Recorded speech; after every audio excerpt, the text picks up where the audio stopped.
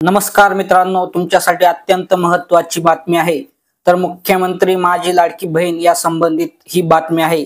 तर त्यापूर्वी तुम्ही जर आपल्या YouTube चॅनलला नवीन आला असाल तर चॅनलला सबस्क्राइब करा आणि शेजारील बेल नोटिफिकेशनला क्लिक करा। चला तर मग व्हिडिओला सुरुवात करूया। तर पहा मित्रांनो, मुख्यमंत्री माझी लाडकी बहीण योजनेअंतर्गत पैसे हे लाडक्या बहिणींच्या खात्यामध्ये जमा होतात। तर या योजनेचा पुढील हप्ता म्हणजेच डिसेंबरचा हप्ता हा कधी जमा होणार आहे याबद्दलची माहिती राज्याचे मुख्यमंत्री श्री देवेंद्र फडणवीस यांच्या माध्यमातून स्पष्टपणे सांगण्यात आलेला आहे। ते म्हणजे हिवाळी अधिवेशन संपल्यानंतर डिसेंबरचा हप्ता हा लाडक्या बहिणींच्या खात्यामध्ये पात्र असलेल्या बहिणींना त्यांच्या खात्यामध्ये हे पैसे दिले जाणार आहेत। तर अशा सर्व भगिनींना त्यांच्या खात्यात हे पैसे येणार आहेत। आता तुम्ही लगेच या ठिकाणी कमेंट कराल किंवा तुमच्या मनामध्ये एक प्रश्न पडेल की हे हिवाळी अधिवेशन नेमकं संपणार कधी आहे।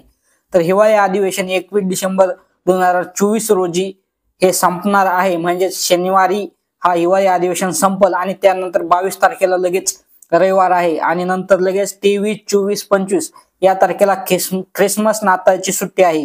आणि या ख्रिसमस नाताळ निमित्त सुद्धा सुट्टी असल्या दरम्यान काहीही हप्ता या ठिकाणी वितरित केला जाऊ शकतो। परंतु लाडक्या बहिणींनी या योजनेमध्ये ज्या पात्र आहेत त्यांचे अर्ज अप्रूव्ह झालेले आहेत किंवा ज्यांचे अर्ज हे पेंडिंग आहेत अशा सर्व भगिनींना एक दिलासा देणारा अपडेट सुद्धा या दरम्यान देण्यात आलेला आहे। तो म्हणजे कसल्याही पद्धतीने नवीन निकष या योजनेमध्ये लागू केले जाणार नाहीत।